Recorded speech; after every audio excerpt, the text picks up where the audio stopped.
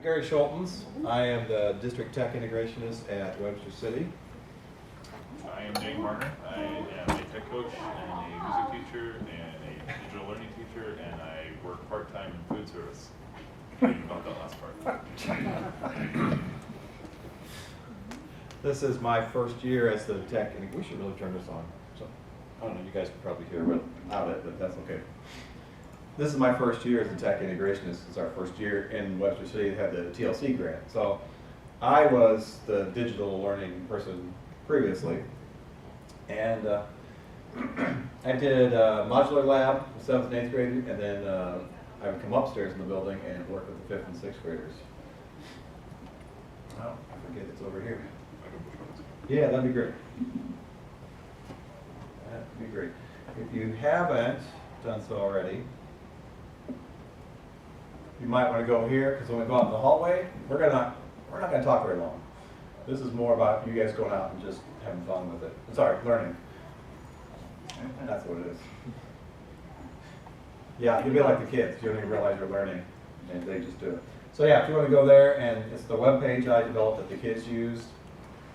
And it starts simply with a simple challenge at the top, and they get increasingly more difficult as you go, down to the point where they had to come up with their own.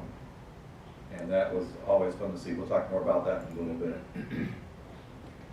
Okay, so we already did our introductions, our story, 5th grade, 6th grade, why are we doing this? You know, why should you do this? Some questions, and then our format that we'll do with the playtime. In 5th grade, where we pick them up at our middle school, I got to see my students once every 6-day cycle for 45 minutes, which is not real long, and they tend to, 8 calendar days apart, they tend to really forget what you were doing from the time before, so it made it very difficult. So I had to come up with things that were kind of standalone, and so we discovered the Hopscotch app, which is just a block coding app, and they had a great time with it. Our end goal was simply to create a game. That was their instructions. Just start off and say, here, create a game. And look at me like, what? But they did very well with it, and they really enjoyed it. They learned a lot. They had fun. They didn't really know they were doing it. Again, we kind of scaffolded it. I had different challenges along the way, and then they started easy and got increasingly harder. Then when we moved to 6th grade, obviously they'd done some coding already, and our tech director came to me and said, hey, you want me to buy some of these mini drones? You can see them sitting on your table there. So you can use that with your coding. I went, yeah, let's do that. So we used these drones with them to extend their learning out from 5th grade into 6th grade. And we used the Tickle iOS app for their coding, and Tickle is built into, it can code several different things, spheros, ollies, jump bots, but that's what we used it for, was these drones. Again, we used those scaffolding challenges, increasingly difficult as they went along. First one, I pretty much gave them step by step, do this, do this, do this, do this.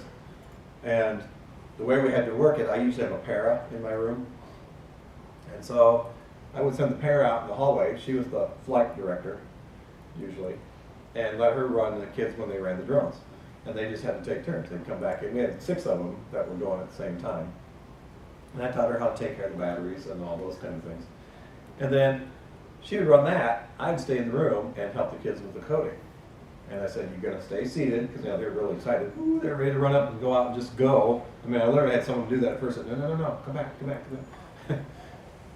So we had to set some parameters. You have to code in your seat. When you're ready, come stand in line by my desk, and I will look at your code to make sure it's okay. And 9 times out of 10 it was, because it's relatively simple coding. I attributed that to going back to 5th grade, doing the hopscotch coding. These guys were fast. The very first day, the very first class we did this with, and I said, all right, you guys ready? Let's go code.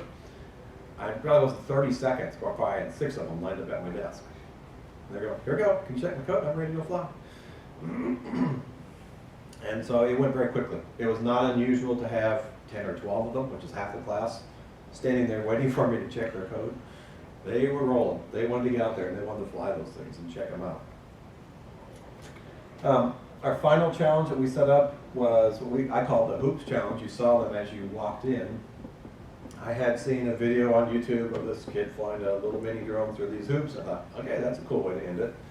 So I did some looking around. I actually thought about hula hoops, and I couldn't figure out how to attach them to a stand and make them stay there. You know, whether you duct tape them on or something like that.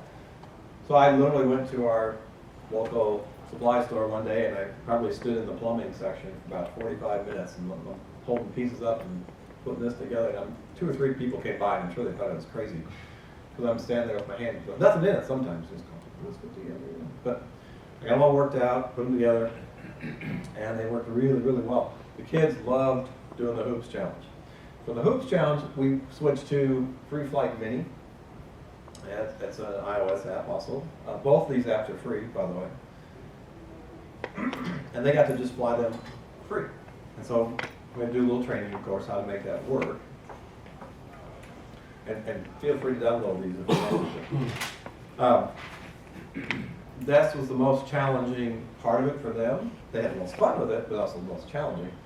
We discovered as we went along that these things are so light when they get in the air that air currents from ventilation systems will blow them off course.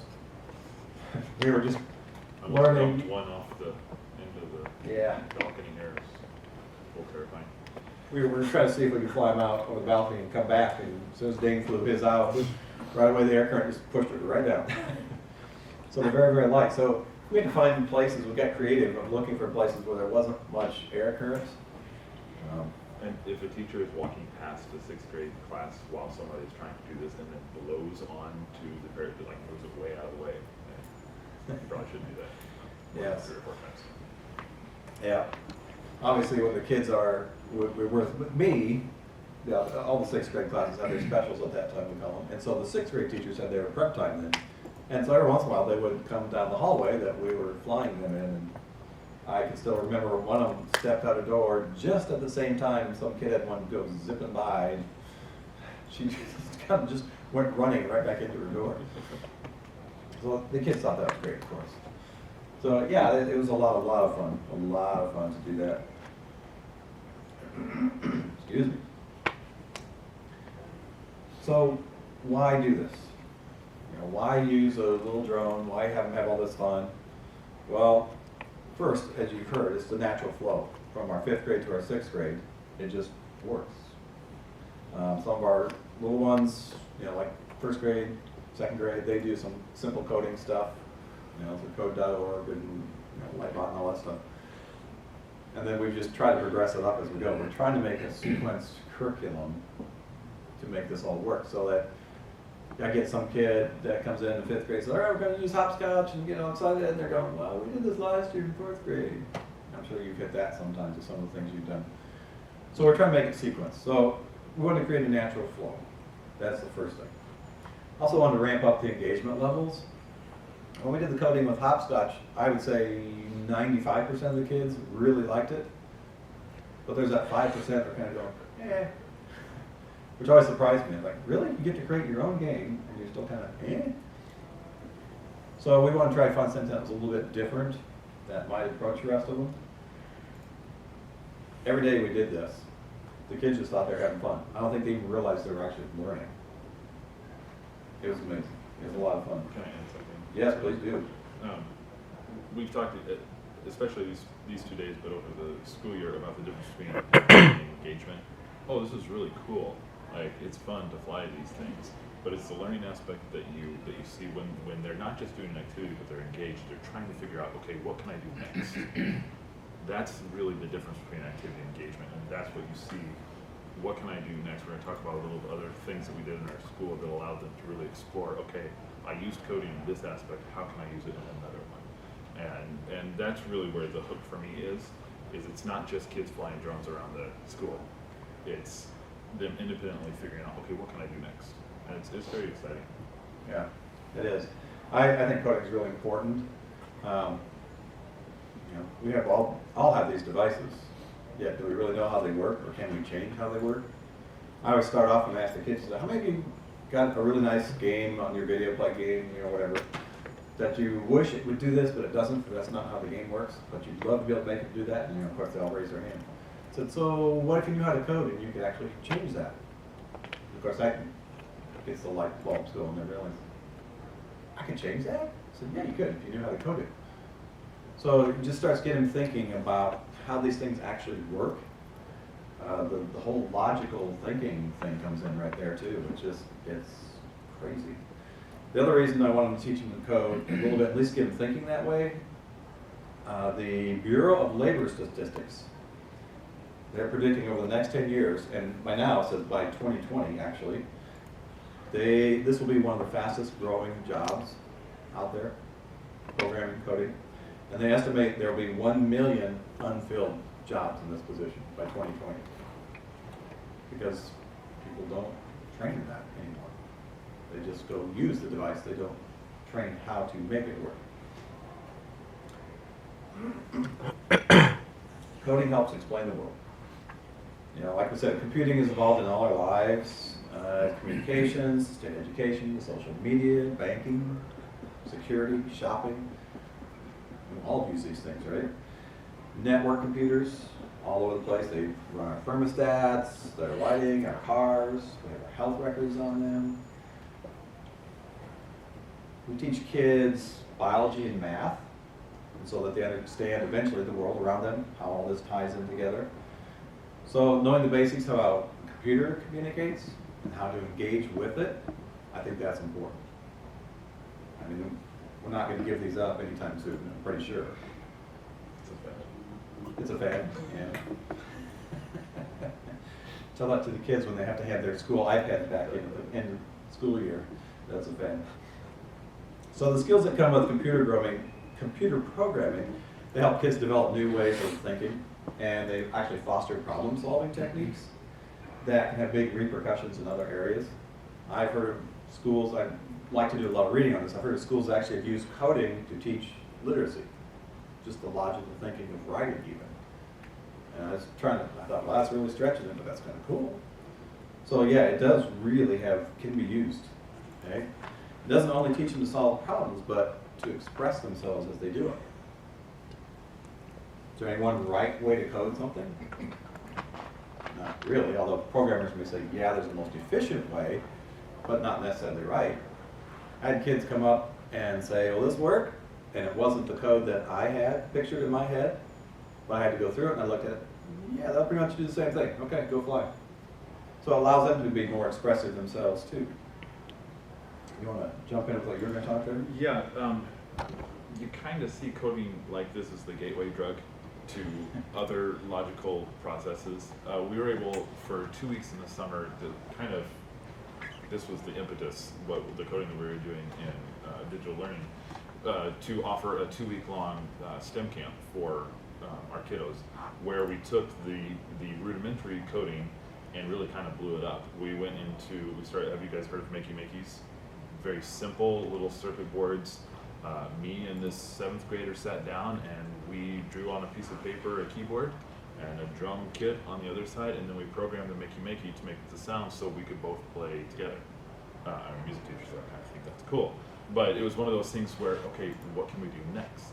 We found a code that was half of what we wanted it to do, but it wasn't all of what we wanted it to do. And so working together, we were able to, just with a piece of paper and a graphite pencil, conduct electricity. We were able to do this. We were able to move to what's called an Arduino, which is a little circuit board. We were playing Simon. We created a game so we could play Simon, and that was just kind of the beginning of it. And backing up even more, we're saying you need to create a sequence scaffolded. The start is that tiny URL. It's there to get you started. Google for just a few minutes about Arduinos or Parrots or drag and drop coding. You're going to find scaffolded missions, lessons that are going to work for Tickle, for Hopscotch, for Scratch, anyone that works for you. So we don't want to just say, hey, you should go do this. There's stuff, starting with the resource that Gary gave you just a few minutes ago, as well as simple Google searches where teachers have laid out sequence program to get you started. The getting started is the fun part, but it's the next step after that your kids will really, hopefully find passion in this critical thinking, in coding, and problem solving. Yeah, the kids, like I said, they enjoy it. The ones I really want you to see are the girls. Those are the ones that, when they talk about the jobs in the future, they say basically girls aren't going into programming. And so I kind of put my little twist on it, and I'll say, ladies, you know, if you learn how to do this and you really like this, you can pretty much write your own ticket when you go out and get a job. Because there are companies that will come scrambling over each other, try to hire a lady to work at their company. And they kind of look at me like, really? Yeah, they will. So it's really important. Like when we did the free flight hoops, one of the classes right away wanted, since we have 2 courses essentially on the hoops challenge, they wanted to do the girls against the boys so you could do better. They're not even close. The girls totally kicked them. And of course the boys were really mad, but the girls just seemed to get it faster. I don't know.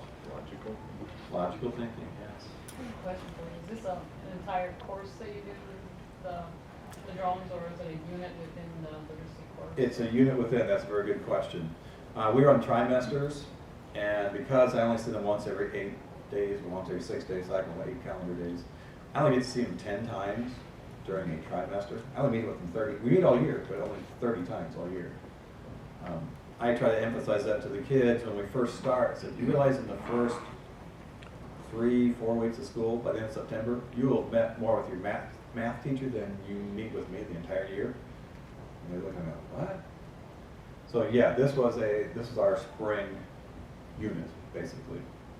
So we had 10 times to work on this. And that's a hard one.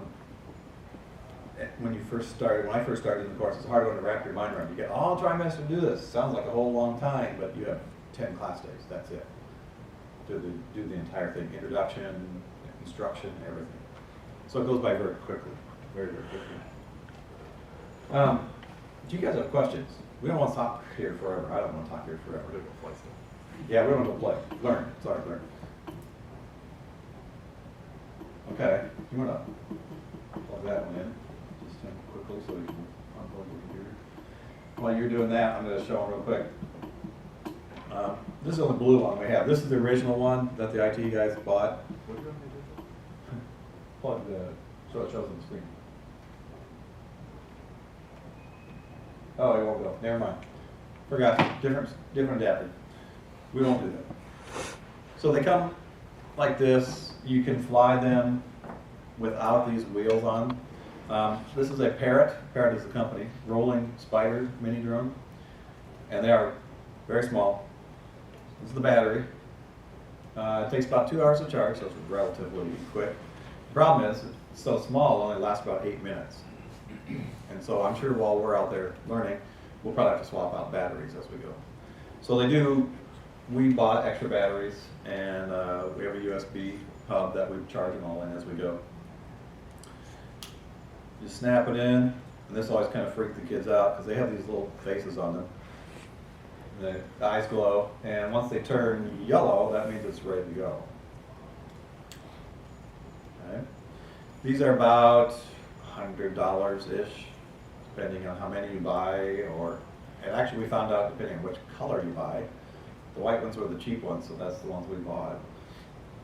Different colors seem to be different prices, at least they were when we were buying. I don't know if they are now or not. Comes with this little charger, just USB. Just snap the battery in, and away you go. So it's actually very simple. What we did learn, I'm going to tell you now, just so you know. You notice that the propellers are different colors, and they are marked strategically because when we first started flying it, it'd hit something and a propeller would pop off. Okay, not a big deal. We'll put that one on. Now, 2 of them pop off next time. Okay, we'll just stick them back on. Now all of a sudden it doesn't fly right. Well, we figured out they have to go in specific places to make them work. So we had to color code them. So when we knew this kid just crashed this one, there's 3 propellers off, these have to go in these certain places to make it work right. So that's why they're all colored at the top too. They call it a rolling spider because it'll fly like this. You can actually take the wheels off and fly without it. I never did. These are 11 and 12-year-olds. They crash into lots of things, even without the drones. So I always left them on. These are pretty good bumpers as they go. But even that, sometimes they still just full speed into a wall or a locker or somebody else. So you gotta be kind of careful with them. But they're They're relatively indestructible. A year of kiddos, so it's. Yeah, you'll notice if you really looked at the wheels very closely, there's a couple that one of the vanes might be broken or something like that, but for the most part, they're pretty good. I spent a lot of time just bending propellers back. They hit something and bend the tip of it up or something. This one looks like somebody took a bite out of the end of it, but it still works, so yeah, they're relatively indestructible. You can buy replacement propellers and things like that. We never have yet, I just keep bending them. The rolling spider part, if you look at the videos online, they'll show you they can fly up to a wall and look like they're rolling up it or roll across the ceiling. That's, I think, where they get the name from. So when we started, and I was showing the kids, I'd have it do that, I'd free flight it like that, and they think that was pretty cool. So you gotta hook them right away. It doesn't take much to hook them with these, not at all. Got your setup, and this is where the initial, like we were talking about how to get started. Here's what some of the initial missions are. He brought it to me and said, play with that. And I was like, okay, so I'm sitting here in my room during my prep period flying drones around trying to complete missions. The things we do as teachers to help the It's a kids. struggle, but I sacrifice. It's what I do. iPhone or can it be? iPhone or iPad. Is there? I think it has Android too, but I'm not Laptops? sure. Not laptops. Just phone or? Yeah. It's a mobile device there. Okay. So I think what we're gonna do is, how many we got in here? 1, 2, 3, 4, 5, 6, 7, 8, 9, 10. Well, that's pretty good. We can get 2 or 3 each one.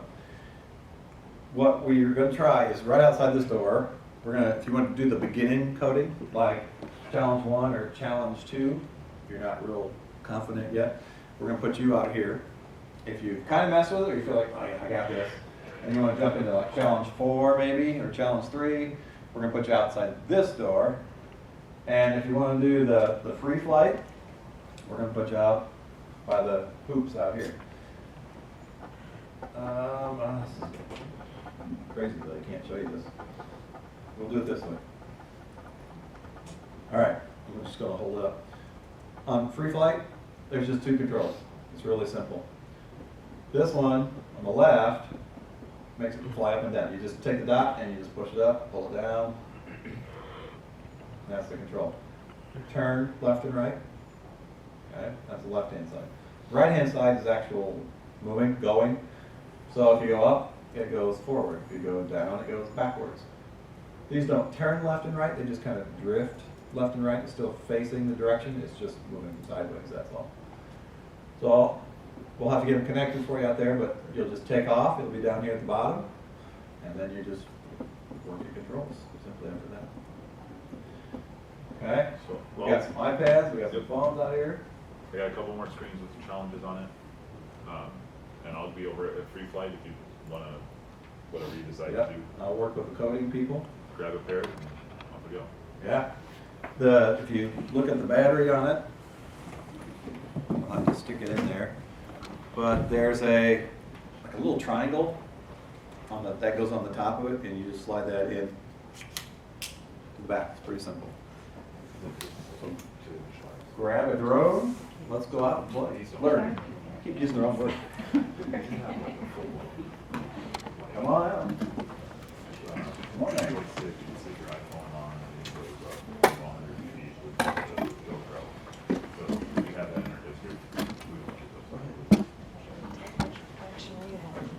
Well, I was going to try free flight, but you can do whatever. If you'd like to do coding, you can do that. That'll be the most entertaining over there. Yeah. This will be the easiest. No, you'll be fine. Capture over here.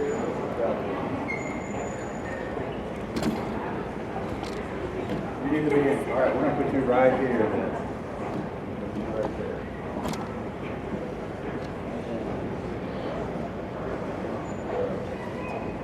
All right. Yep. So this is the second one. There are devices that last about for us. You see there's several different places.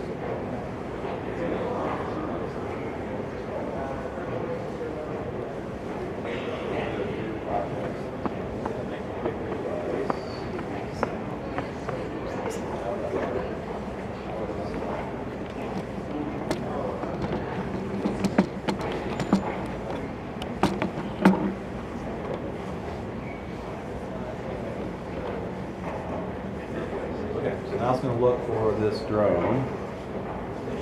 Figure out which one it is. Trying to find out. This is the part I had troubles with at the beginning. It's just a number, it's just a code. And so we had to figure out, we actually put up sheets on the walls and said, because I just named them, like Jason, Bank, something.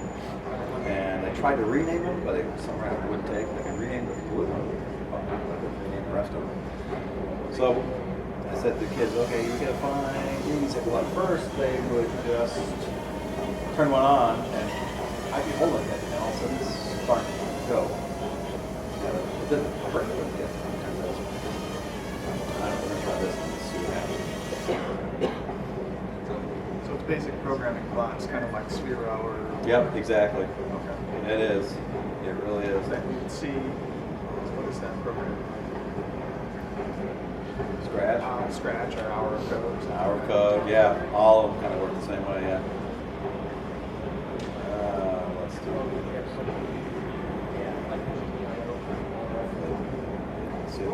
See if he's the right one. Then, just a little play button right here. It is the right one. Get here, there we go. There's our simple code.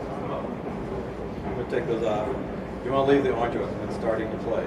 Otherwise, just create a really, really simple code. Let me have the long. 5 long. You want the glowing eyes faces away from you. The kids didn't figure that out at first. All of a sudden, they're flying in.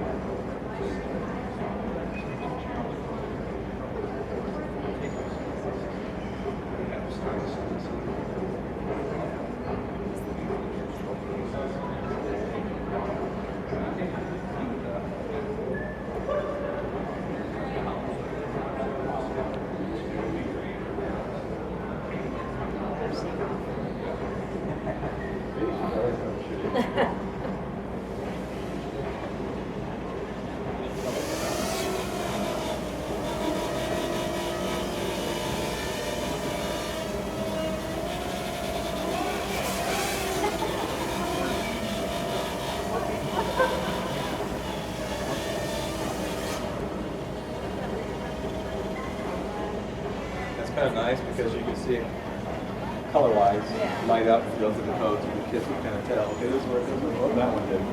So it kind of gives them a clue which one might be the problem.